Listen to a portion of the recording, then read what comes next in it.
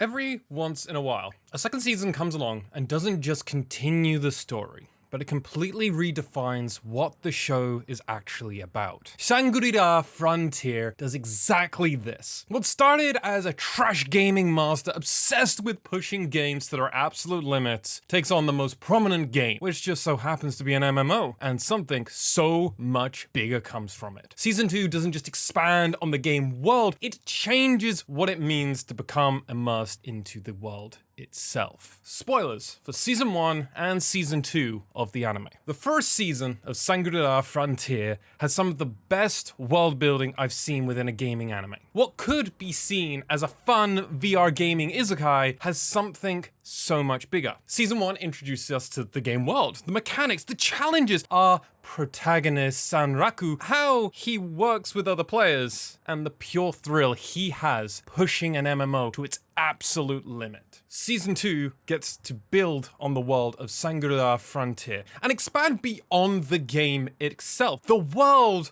of gaming. Which is why, for almost the first season, we only get to learn about the world, the game world that is Shangri-La Frontier, and a small amount about the world in which the game was created. We learn that the world is influenced by popularized VR gaming. Shangri-La Frontier is on the absolute cutting edge, that the company that made it, just like all companies, has internal disagreements on the direction of its flagship product. It also dives into small little tidbits of romance regarding the secondary character and the main character's real life, but everything I've just said, it's all set dressing. It's just to help establish the world, the stakes. The fact is, unlike so many other gaming isekai, it's all a game. But for our main character, being the best at gaming, breaking a game and pushing an engine to its absolute limit is half of the fun of gaming for him. Shangri-La Frontier is a futuristic MMORPG that everyone, at least in my opinion, dreams of playing one day. One where you can fully run around in person, interact with NPCs, and just chat with your friends. You feel like you're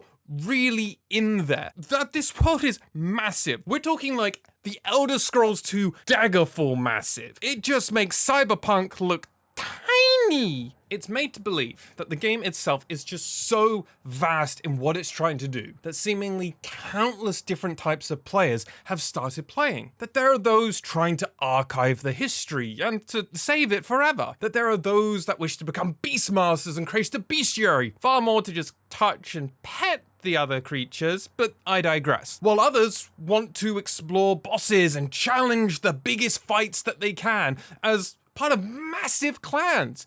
Truly, it's trying to do a little bit of everything.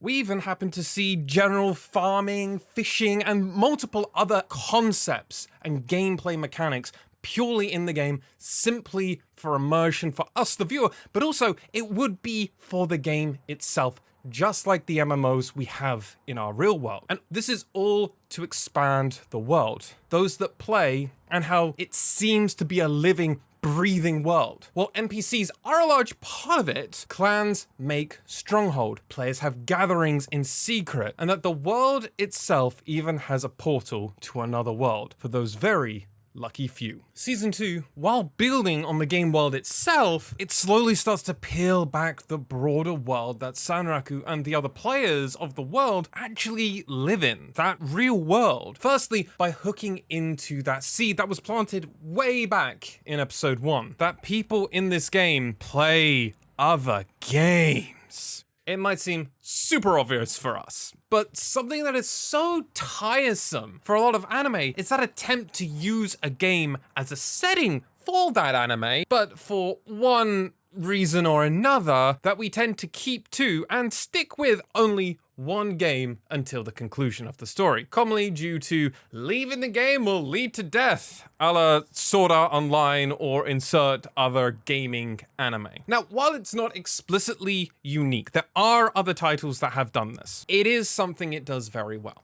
And personally, now that my eyes have been actually open to this concept, it's more painfully obvious how often this actually happens. More than ever, they don't actually have to be in a game, they could just be reincarnated with gaming mechanic, sort of feeling like solo leveling, if you catch my drift. Being in the game seems to be more of like a backdoor way of it's going to be a way out plot, used as a sort of motivation plot that without it, it could be seen as maybe bland or really without a direction for our protagonists in the story. Shangri-La Frontier taking a completely different approach, treating the game as a living, breathing culture where players jump between experiences, communities form organically, and that the world is so much bigger than just that one title. Just like our own world, it makes these parallels, which makes it feel like an experience much more akin to watching a show set in the future to our own world rather than, well, make-believe. Which, honestly, it just makes me a little bit more excited for the future of gaming, which definitely needs it with the current trends. Whereas in the real world, anyone that's truly no-life any game, they will tell you that they need to take a break from time to time from that game. Not gaming, just that one game, which is exactly what happens within Shangri-La Frontier. A huge arc of the game has now finished. It doesn't mean it's the end of the anime, just Sanraku needs to take a small break and explore within another game. We know him as a trash game master that loves to break games. It's not crazy to imagine that this guy wants to break other games. So he plays a mech fighting game, which he played a bunch of, which is very clearly expressed to us as we're watching, which, my God, it's such a fresh air for me. This is a world where people look at different types of experiences.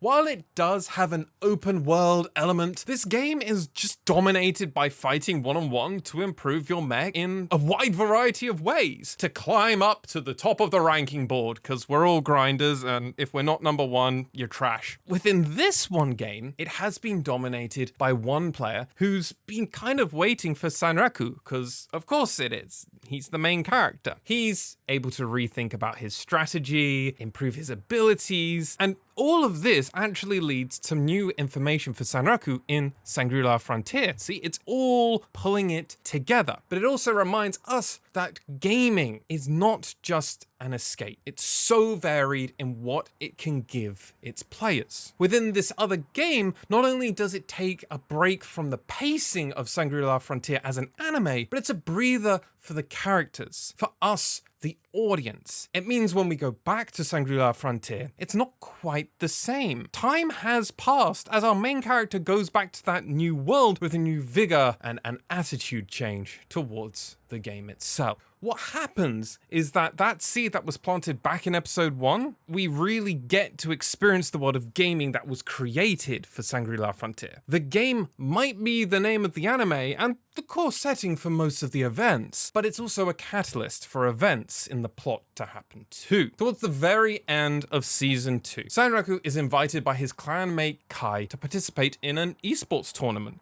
for a totally different game, but we come to learn that the real reason that he was invited is due to this new game using the same engine that Shangri-La Frontier uses, meaning that these clanmates that have already achieved world firsts are given a new challenge to test their abilities, to continue to push the limits, and perhaps make a real name for themselves outside of the gaming world. Well, far more for Sanrak. Kai is actually a pro gamer, and Toba is a model, which, now that we're on another side tangent, let me just take this. Sanraku doesn't have a particularly deep real-world drama or tragic past. His identity is actually built inside the games he plays. For him, gaming is real, not because of a life or death isekai, but far more because that's where he's the best version of himself. What this leads to is that as a viewer,